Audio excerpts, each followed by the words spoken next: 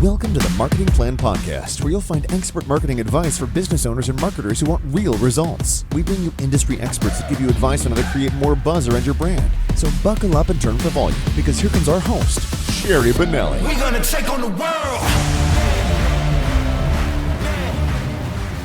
Hey, everybody. Welcome to the Marketing Plan Podcast. I am excited today to have Taylor Welch here. Hey, Taylor, how are you? I'm amazing. Good to be here. Thanks for coming. Now, Taylor is amazing. I have been following Taylor and his company for a long time. And every time you hear Taylor talk, you get excited about your business. You get inspired. So I am so thankful he is here today.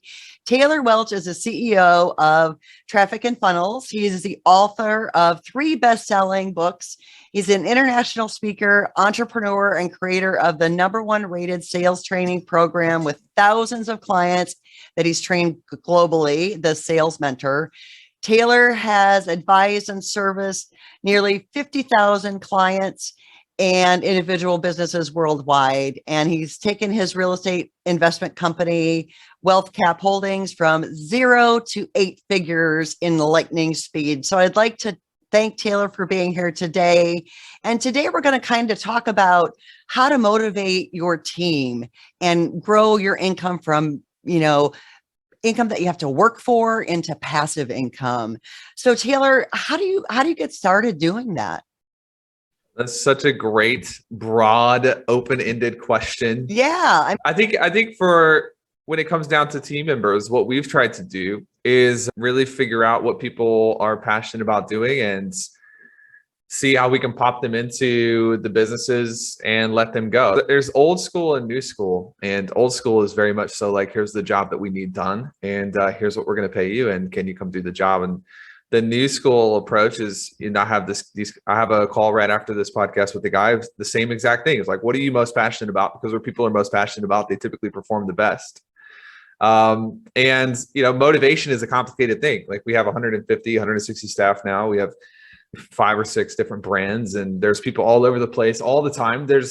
Honestly, there's days where I walk into the offices here in Nashville and I don't know who somebody is, which is awesome. I remember the first time that happened, it was the weirdest feeling ever. But it's really about, I hate to beat a dead horse here, but it's about culture, and it's about making sure that the culture that people walk into is empowering and life-giving and inspiring and exciting. And it lines up with what people they would be doing, whether they were getting paid to do it or not. When you can line that up, you get superpower. Like, you get people who would do anything for the brand and anything for the enterprise. So it's probably just a longer conversation. It's not I don't have a marketing answer for it. Mm-hmm. In fact, when you were talking on the intro, I was like, man, it's such a marketing intro that the team has written. Probably going to rewrite that at some point and be like, it's like, here's Taylor Welch, look him up online. It's like going the antithesis almost. But yeah, I think we could talk about whatever facet of team building that you want to talk about, and just kind of take me into the weeds wherever you want to go. Yeah. So, as far as you talked about finding passion. So, when you're hiring somebody, for instance, how do you know that someone's not just saying what you think they think you want to hear to get them to hire you? Because it's easy for someone during an interview, let's say, to just feed you a line. How do you know they're really passionate about what the job they're applying for? That's a real challenge, I think, for most people. You got to know what your personality is and what your skill is. So, like, if you got somebody who's pretty intuitive, and I randomly will post about this online, and it'll be like, if you're an intuitive person, you're feeling this, and people will be like, oh my gosh, like, I am intuitive, and this is exactly what I'm feeling. It's like, I'm an intuitive person. I feel the world happening. I don't just see it. I wake up and I feel it. And if you're an intuitive person, you need to lean into that, and you can usually tell. Like, you can tell when somebody's got fire in their eyes versus when they're just really good at selling. Or nodding their head. Yeah, and saying, exactly. Yes, I agree with you, Taylor. 100%. And then you've got like your really analytical people, and that's like, they need to lean into that. I think the best method is probably top grading, if you've ever heard of that. Top grading is like really how to take the job process, and you've got a bunch of people at the top. You ask them certain questions, and you move them down a level, and you ask them certain questions, you move them down a level. And what we did is we built a hiring firm inside of one of our businesses, because me and Chris, my business partner, we're like, we don't enjoy interviews. We're not particularly good at it. And we ended up pulling somebody into the team who was really, really good at it. Mm-hmm. And so we built a staffing firm around him so that they can just staff all of our firms all the time. So, I mean, at one point over the summer, this is 2021, we had like 27 open job positions. There's no way that we could have like fulfilled all of that without having a staffing firm. And if you're really good at the business world, like you hear that there's 27 open positions and you know that there's one of two things happening. Either the culture is horrible and you're having to backfill everyone all the time, or exactly. That's usually the sign. Like if somebody has a lot of open positions all the time, it's not good. But the month is September right now, and we have 3 new business brands that are brand new that didn't exist in April. So for us, it's not a culture thing. It's we're staffing brand new businesses, and there's no way that we can tap our current team to do new initiatives. And so we're healthy now. Like we only have like 2 or 3 open positions, which is amazing. But that all comes down to the top grading philosophy and having people inside of the firm that their one job is staffing. Like it's really difficult when you're starting out because people's job is everything. Like they wear every hat. So that's like how you burn out in 30 seconds, So the hardest part for us in building a team was getting past that hurdle, whereas we could give someone one responsibility and was only talent acquisition, nothing else. And if you're not at that place, you just got to find the right rhythm that works for you and systematize it as best you can. Right. So when you get that team going, you talked a little bit about culture and how it's all about the culture. I mean, we hear that all the time and it kind of sounds cliche to a point right now. It does. So what does that mean to you and how do you create that culture in your organization? Because like I said, every time I watch one of your videos, I've purchased several of your programs and you always inspire me. And I always learn something every time I listen to you. How do you create that culture within your organization and what does that mean to you? Well, let me hit the second question first. Like, what does it mean to me? And then I'll talk about sort of things we've done to build it. When you walk into a room, this is like intuitive talk right now. Like that, you're gonna see me just go back to that because it's just like knowing who you're talking to is really important. But for me, like when I walk into a room, I either feel bigger because I'm in the presence of the people that I'm in the presence of, or I feel weaker or smaller.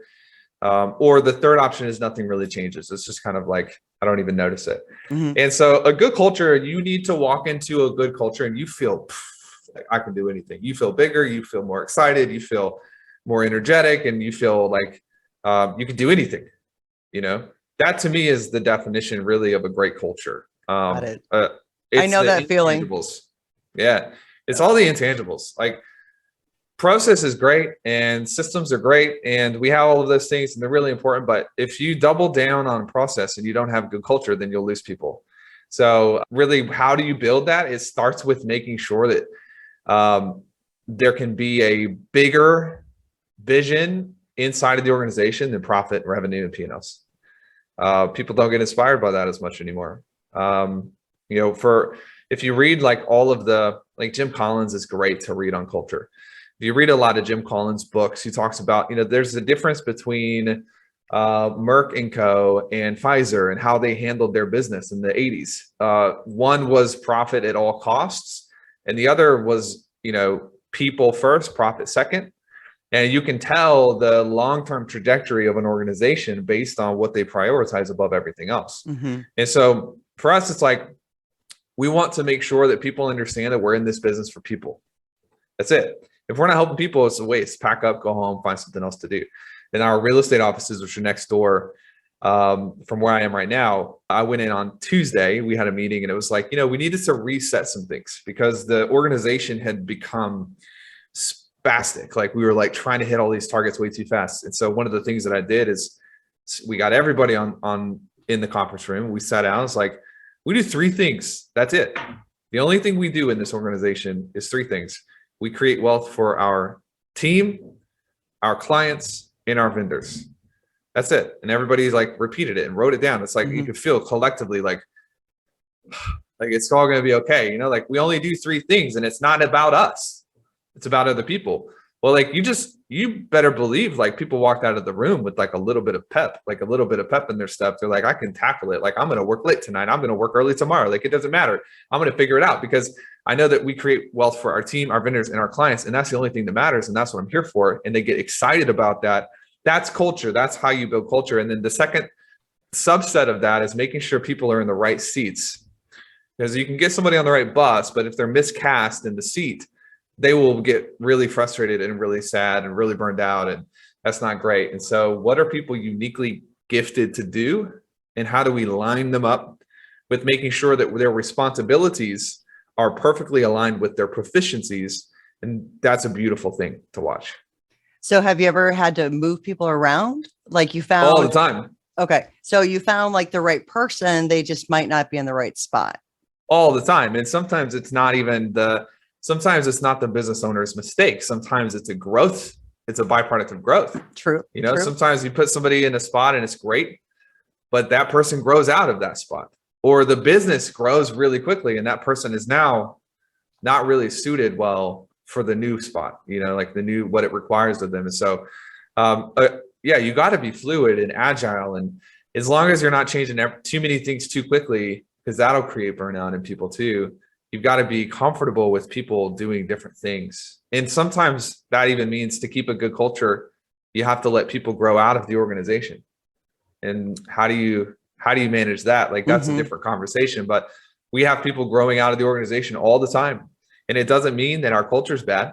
It means that our culture is empowering people to grow personally and professionally. And sometimes people realize, hey, I want to do something different. It's like, cool, have fun. So let me ask you a question. You are I always continue to be amazed by you.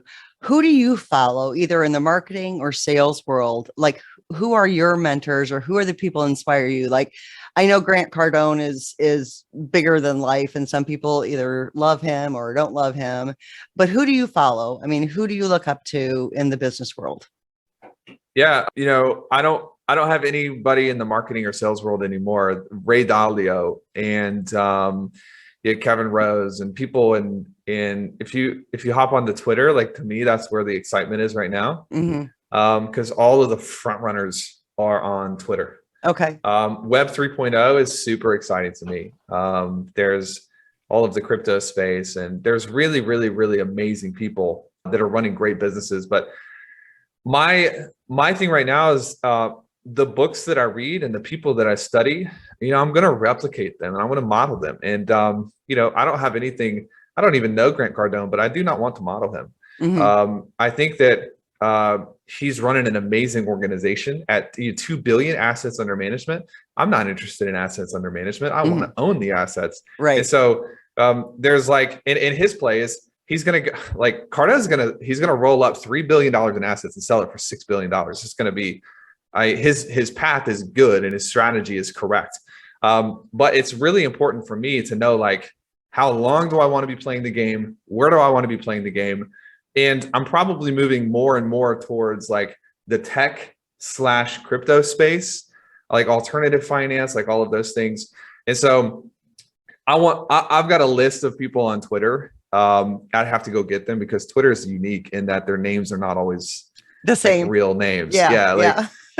So I follow some people that I don't even know what their name is because it's spelled with like an Ethereum sign in the middle of it, and I don't know who they are. But the web 3.0 space is where I'm going to be the next 3 or 4 years. And so I'm following people with really big reach and people in the political space as well, because I'm sort of navigating that direction also. It's the worst answer that I could possibly give to that, but it's truth. Yeah, that's okay. Taylor Welch for president 2024. There you go. No, not that quick. Not that quick. So tell me about your growth story, because I mean, did you start out as a copywriter? Yeah. Well, before that, I started out as a worship leader. I was on staff at a church in Memphis, Tennessee. And so, how is Tennessee? I used to live in Jackson, Tennessee, but that was not the best place to live. But how's Memphis? Middle Tennessee and East Tennessee is where you want to be. Yeah, so both Memphis and Jackson are too far west. Yeah. Okay. It's great. It's amazing. It's beautiful. Like, where do you live now? Not where I want to live. Cedar Rapids, Iowa. We're thinking about moving to Nashville eventually. Yeah, Nashville's unbelievable. And people often compare it to Austin, which to me is an unfair comparison because Nashville is green and Austin is brown. Yeah. And all the Austin people are going to start hating on me so That's bad all right now. That's but all right. The it's a Nashville great people city. will love you. They'll love me. It's a great, I would recommend it. We have a pretty sizable amount of team in Charlotte. Charlotte's a great spot too. Nice. It's very pretty. I want to go anywhere where there's not like 10 feet of snow in the middle of winter. That's where. Oh yeah. Well, both places are great. So yeah, I was on staff at a church in Memphis, and my wife, Lindsay, was an entrepreneur. I had never heard of entrepreneurship. It wasn't cool when I was growing up. What did she do? She owned a hair salon. So she's a stylist and love it. Had tons and tons of clients, was very successful. And I was kind of like, when we were dating, I was noticing that she could do whatever she wanted to do. And she made a lot of money. And I was just like a server at a restaurant trying to get a job at a church. And I was like, maybe this could be something I could do in the future, but it never crossed my mind. Like I love the stories of the entrepreneurs who were like, yeah, I was selling lemonade when I was 9 years old. I'm like, dude, that's fascinating. I wish I could have been that, but I wasn't that kid. Right. So I got the job on staff at the church in Memphis. We got married. She relocated and she had to start her salon over. And so we didn't have any money. And one day randomly, I was just like, I think I could potentially help her. And we can go deep into this story, but it's recorded all over elsewhere as well. So you just tell me how deep you want to go. But I was like, I think I could help her get clients. And that was my first like stumbling into the marketing world. And it works. Like I bought a couple books. I taught myself how to like write copy and send out some direct mail letters. That was our first marketing campaign, was direct mail. And it worked, and it worked for her. And I started getting other clients as well. And slowly just transitioned to a place where my income was equal to what I was making at my job. And I just quit at that point and went full time. Isn't it funny how, because that's basically how I got started. The first book I think I read was Multiple Streams of Income, and I can't remember who the author was, but it's funny how entrepreneurs teach themselves. And that's how you get started with anything. Yep. And I think that's most inspiring. I find that most entrepreneurs get started because they kind of fall into it in some way, shape, or form. You know what I mean? And so, what are some of the principles you follow now that you're way successful and you've grown so much? What are some of the principles you follow, or what would you suggest if someone was starting a business or trying to grow a business, like take that next step from here's where we're at now, but we want to grow? What some principles, or what would you make as far as recommendations or strategies? Yeah, I would have to ask some questions to really nail that down. Because it depends so heavily on, like, are you talking about in the marketing space, maybe some marketing suggestions you would make to help them grow their business. That'd be a great idea. Yep. Perfect. You got like reel me into that one industry. Like I see this happening over and over, where people will build things that they think the world should want, but the world doesn't yet want. And it wastes a lot of time. Yep. When you study like traditional marketing, which there's a lot changing right now in the marketing world. And by a lot, I mean everything. Like everything is changing right now at the same time. But when you study traditional marketing, the thing that they got right, I mean like old school marketing, like the original gangster copywriters that like created direct response, the thing they got right was you don't create hunger for something. You find what hunger already exists and you solve the problem for that crowd. And I see a lot of people today who are like, I'm really passionate about this thing. And so they'll build it and they don't validate it. So they're trying to scale something they've never validated, and they run out of money. With me and Chris, everything we build is really like validated by the market first. Like case in point is Market Movers. There's been no advertising, no paid. There's no sales page. There's nothing for Market Movers. And there's several thousand subscribers paying us. If the market wants it. They're going to find it, and people are sharing it. And so, when you get to a place where you can start looking at, okay, I think this could be powerful, but I don't want to invest any resources or any time until I prove it. And that becomes your modus operandi. Then you're able to really build things that people love and that are great, and that they scale, because you're not wasting a bunch of bandwidth and opportunity cost building things that's like, you wanted this, the market didn't want it. that make sense? Yeah, absolutely. And, I find the same thing. I find that sometimes people get in such a narrow niche that you think, oh my God, is there even a big enough market for them to even sell a few of these things? And so that's where I find it really difficult.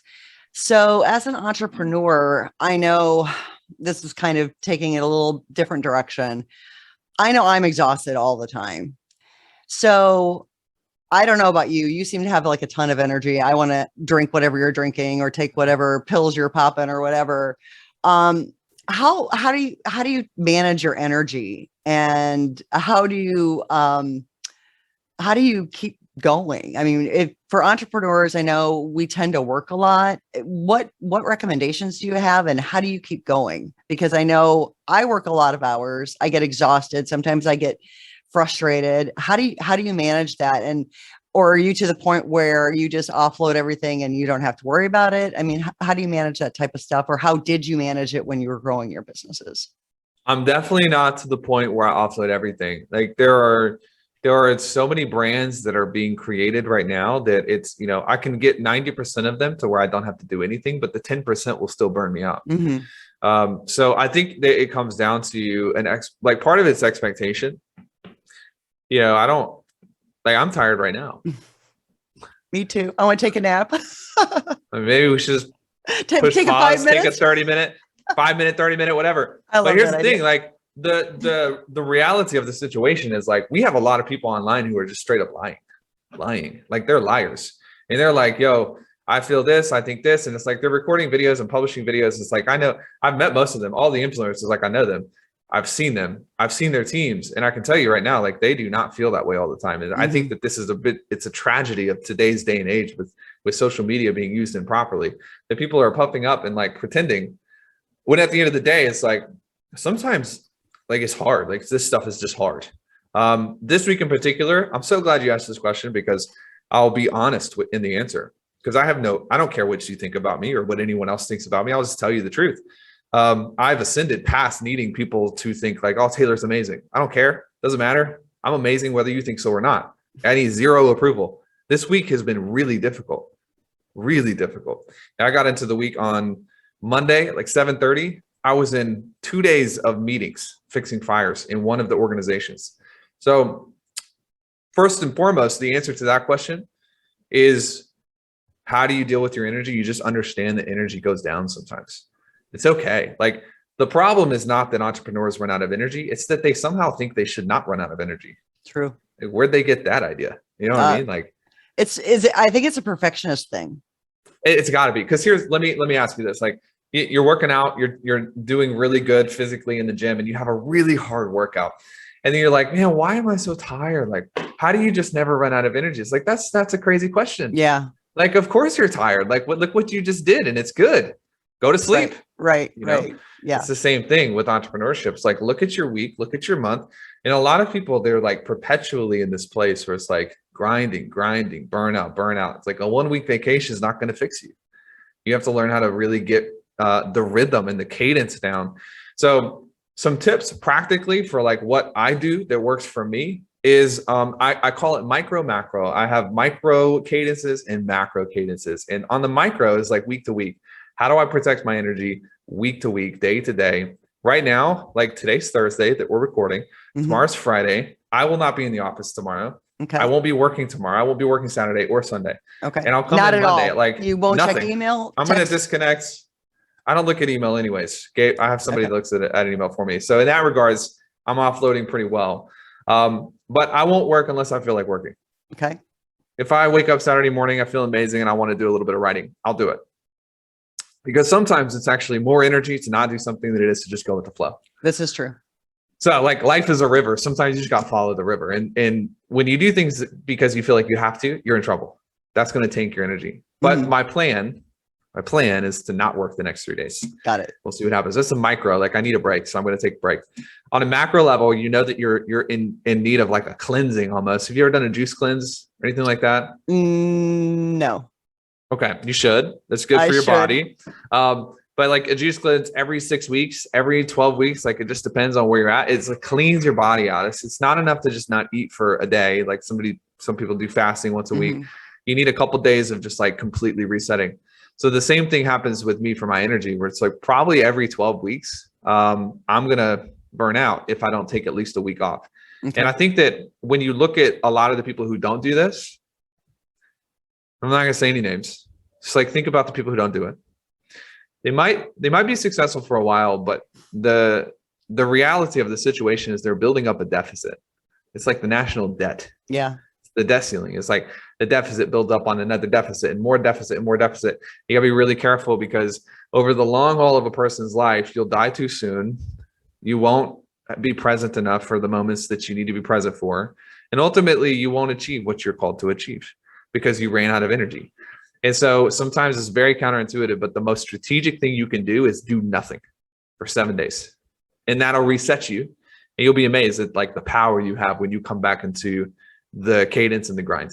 Does that answer your question? Yeah, it does. It does. And, that's really hard, because I know when I got started in the e-commerce world in 98, and I actually won a trip to Hawaii, and I had to give it to my nephew because there's no way I could take 7 days off, because pregnant women were wanting the pregnancy stuff we were selling. So it's like, I didn't take vacation for like 10, 15 years because I was running this e-commerce store, and it was tough. And so it really wears on you when you don't take a break. So totally understand it. Absolutely. So Taylor, we're kind of running low on a little bit of time here. So you were talking about market movers. Did you want to talk a little bit about that? Because I'm kind of curious as to what that is.